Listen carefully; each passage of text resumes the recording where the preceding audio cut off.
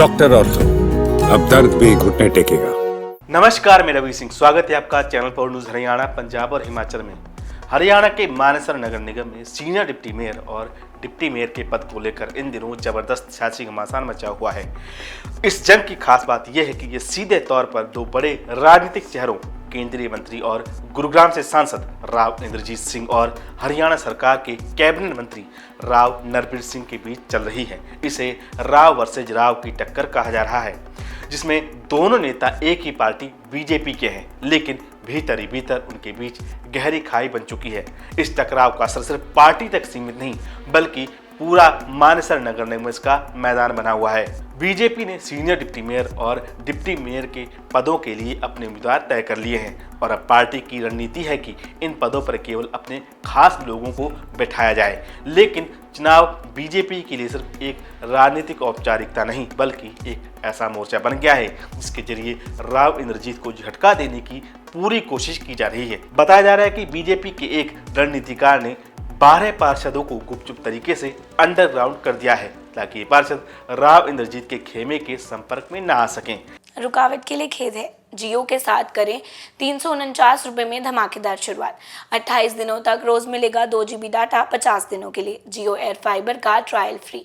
90 दिनों के लिए जियो हॉटस्टार का सब्सक्रिप्शन और 50 GB AI जियो क्लाउड स्टोरेज भी फ्री। जल्दी करें, डिस्क्रिप्शन में दिए गए लिंक पर क्लिक करें और पाएं ये धमाकेदार शुरुआत। इन पार्षदों की लोकेशन नेपाल की राजधानी काठमांडू बताई जा रही है। राव नरबीर सिंह के समर्थकों ने इस खबर की पुष्टि की है। इस पूरे घटनाक्रम से साफ है कि बीजेपी के अंदरूनी हालात बहुत तनावपूर्ण हो चुके हैं। पार्टी के भीतर ही राव इंद्रजीत को कमजोर करने और उन्हें सबक सिखाने की कोशिशें चल रही हैं। खास बात यह है कि यह सब एक सोची समझी रणनीति के तहत हो रहा है। इससे पहले जब मानेसर नगर निगम में मेयर का चुनाव हुआ, तब बीजेपी को बड़ा झटका लगा था। निर्दलीय प्रत्याशी डॉक्टर इंद्रजीत यादव ने बीजेपी के प्रत्याशी सुंदरलाल यादव को करीब 2293 वोटों से हराकर मेयर की कुर्सी हासिल कर ली थी। माना जा रहा है कि डॉक्टर इंद्रजीत राव इंद्रजीत सिंह की करीबी हैं। इस हार के बाद बीजेपी में अंदरूनी असंतोष और गहराता गया। प्रदेश के कई बड़े नेताओं और खुद मुख्यमंत्री ने प्रचार में ताकत झोंकी थी, लेकिन जीत नहीं मिल पाई। इसके बाद से ही राव नरबीर सिंह का खेमा सक्रिय हो गया और अब वे सीनियर डिप्टी मेयर और डिप्टी मेयर के पदों पर बीजेपी समर्थकों को लाने के लिए हर मुमकिन चाल चल रहे हैं। राव नरबीर खेमा पहले से ही 7 निर्दलीय पार्षदों को बीजेपी में शामिल करवा चुका है, जिससे बीजेपी को कुल 14 पार्षदों का समर्थन मिल गया है। अब 12 पार्षदों को नेपाल भेजकर उन्हें राव इंद्रजीत के प्रभाव से बचाने की कोशिश की जा रही है। इससे पहले भी इन पार्षदों को कभी गुवाहाटी तो कभी गोवा की सैर कराई गई थी ताकि उन्हें विपक्षी संपर्क से दूर रखा जा सके। कुछ पार्षद फोन पर दावा कर रहे हैं कि वे अपनी मर्जी से बाहर गए हैं, लेकिन सच्चाई क्या है ये राजनीति के जानकार ही समझते होंगे। सूत्रों के मुताबिक राव नरबीर सिंह का खेमा अभी 2 और पार्षदों को नेपाल भेजने की तैयारी में है। एयर टिकट तक बुक की जा चुकी है। रणनीति साफ है, हर हाल में सीनियर डिप्टी मेयर और डिप्टी मेयर की कुर्सी पर अपनी पकड़ बनाकर मानेसर में बीजेपी का खोया हुआ दबदबा फिर से कायम रखना।